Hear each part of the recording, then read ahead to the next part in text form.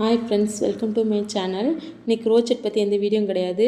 Weight loss பற்றி எனக்கு என்னோடய குட்டி மூளைக்கு எட்டின விஷயத்த உண்மையை நான் அப்படியே ஓப்பனாக சொல்கிறேன். இது கரெக்டாக ஃபாலோ பண்ணுங்கள். ஆமான்னா லைக் கொடுங்க.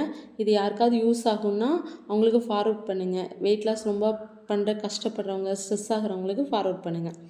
ஃபஸ்ட்டு என்ன செய்யுங்கன்னா, வெயிட் லாஸ் பண்ணணும்னா இந்த சோசியல் மீடியாவில் நீங்கள் நிறைய டாக்டர்ஸு, அப்புறம் இன்ஃப்ளூயன்சர், அதாவது நியூட்ரிஷன்ஸ் ட்ரெயினிட்டு, அதுக்கப்புறம் என்னது வெயிட் லாஸ் நான் இந்த மாதிரி குறைச்சேன், நீங்களும் இப்படி குறைங்க, உங்களுக்கு நான் ட்ரெயின் பண்ணுறேன் அப்படின்னு சொல்லிட்டு நிறையா ஹோம் மேக்கர்ஸ்லாம் இப்படி இறங்கியிருக்காங்களா, அவங்களெல்லாம் அன்ஃபாலோ பண்ணுங்கள்.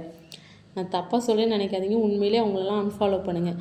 ஏன்னா அவங்க எல்லோரும் சேர்ந்து நமக்கு கொடுத்தது என்னதுன்னா ஒரு ஃபியரை தான் கொடுத்துருப்பாங்க. நம்மளுக்கு நிறைய பயத்தை கொடுத்து, நீ இப்படி பண்ணிட்டியா உனக்கு வெயிட் லாஸ் ஆகாது, ஸோ என்கிட்ட வா, நான் உனக்கு இதை தாரேன், இந்த மாதிரி தான் சொல்லி அவங்க அப்படி சொன்னதுனால நம்ம அவங்கள்ட்ட போய் அந்த சாட் வாங்குறதுக்கு நம்மளுக்கு காசு இருக்காது. அதே நேரம் சில டைம் நம்ம என்ன செய்வோம்னா, இதனால் எனக்கு வெயிட் லாஸ் ஆகலையான்னு நம்ம கரெக்டாக கொஞ்சமாக சாப்பிட்டாலும் அவங்க வெயிட் போட்டுக்கிட்டே இருக்கும்.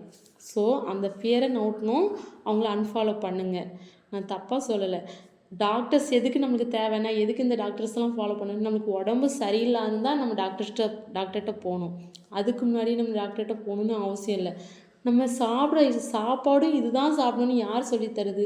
நம்மளுக்கு நம்ம அம்மா அப்பா என்ன செஞ்சு கொடுத்தாங்களோ அதை நம்ம சாப்பிட்டா போதும். நம்ம பேரண்ட்ஸு, நம்ம கிராண்ட் பேரண்ட்ஸ்லாம் என்ன சாப்பிட்டாங்களோ, நம்ம சின்ன வயசுலேருந்து சாப்பிடும்போது நம்ம என்னெல்லாம் சாப்பிட்டு நல்லா ஆரோக்கியமாக இருந்தாலோ அதை யோசித்து பார்த்து அதை ஃபாலோ பண்ணுங்கள். சப்போஸ் அதை ஃபாலோ பண்ணும்போது அவங்களுக்கு அந்த டைம் நிறைய ஒர்க் இருந்திருக்கும், வேலை இருந்திருக்கும். நம்மளுக்கு அந்த சாப்பாடை சாப்பிடுங்க, அது உங்கள் உடம்புக்கு ஒன்றும் பண்ணாது. அதே நேரம் நம்மளுக்கு இப்போ அந்த ஒர்க் இல்லை, நம்ம நிறைய ஃப்ரீயாக இருக்கோம்னா அவங்க பண்ணின ஒர்க்குக்கு ஈக்குவலாக நம்மளால் என்ன பண்ண முடியும் அதை பாருங்கள். ஃபஸ்ட்டே நீங்கள் எக்ஸசைஸ் பண்ணாதீங்க. எதுக்கு சொல்கிறேன்னா, நம்ம வெயிட் அதிகமாகும்போது நம்மளோட அந்த தசைகளாக இருக்கட்டும், போனாக இருக்கட்டும், எலும்புகளாக இருக்கட்டும், எல்லாமே வீக்காக இருக்கும். ஸோ ஃபஸ்ட்டு நீங்கள் வெயிட் லாஸ்க்கு எக்ஸசைஸ் பண்ணாதீங்க. அதை விட்டுட்டு என்ன செய்யுங்கன்னா, வாக் பண்ணுங்கள். ஃபஸ்ட்டு கொஞ்சம் ஸ்லோவாக வாக் பண்ணுங்கள். அப்புறம் அந்த வாக்கை ஸ்பீட் பண்ணுங்கள். அப்புறம் ரன் பண்ணுங்கள். அப்புறம் அந்த ரன்னை ஸ்பீட் பண்ணுங்கள். அதுக்கப்புறம் ஒரு குறிப்பிட்ட இடத்த 1 கிலோமீட்டர் தூரத்தை இவ்வளோ டைமுக்குள்ளே முடிக்கணும். அப்புறம் இன்னும் கொஞ்சம் கம்மியான டைமுக்குள்ளே முடிக்கணும். இப்படி உங்களோட அந்த வாக் பண்ணுறதே ஒரு மாடரேட் பண்ணுங்கள்.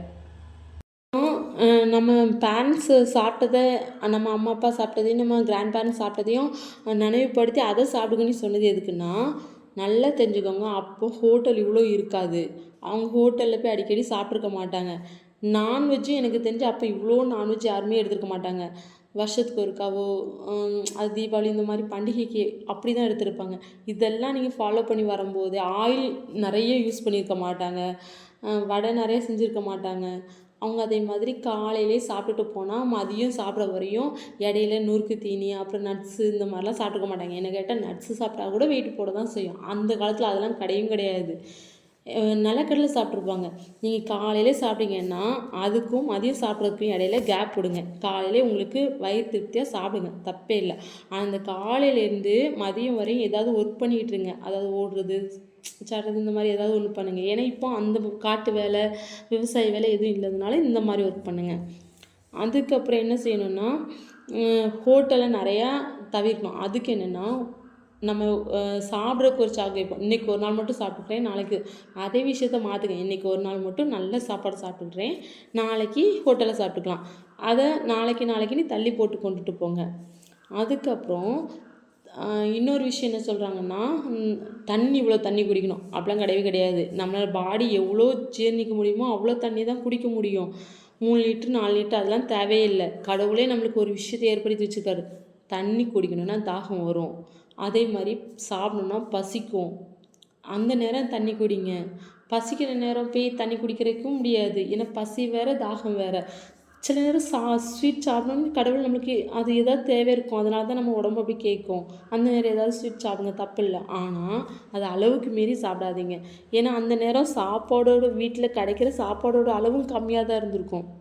இவ்வளோ கடைகள், இவ்வளோ ஷாப்ஸ், அப்புறம் இவ்வளோ ஹோட்டல்ஸ் எதுவுமே இருந்திருக்காது. எல்லாம் கம்மியாக இருந்திருக்கும். அதுக்கப்புறம் வேறு என்ன சொல்லணும்னா, இந்த மாதிரி இந்த விஷயம்லாம் ஃபாலோ பண்ணாலே ஓரளவு வெயிட் கம்மியாகும். ஃபஸ்ட்டு நம்ம மண்டைக்குள்ளே போட்டிருக்க அந்த ஃபியர்லாம் தூக்கி போட்டுட்டு நம்ம நல்லா தான் இருக்கோன்னு நான் சொல்கிற மாதிரி ஃபாலோ பண்ணி பாருங்கள், வெயிட் லாஸ் ஆகும். இது நான் சொன்னது கரெக்டாக இருந்தால் என்னோடய சேனலை சப்ஸ்கிரைப் பண்ணுங்கள், லைக் பண்ணுங்கள். நெக்ஸ்ட் வீடியோவில் பார்க்கலாம்.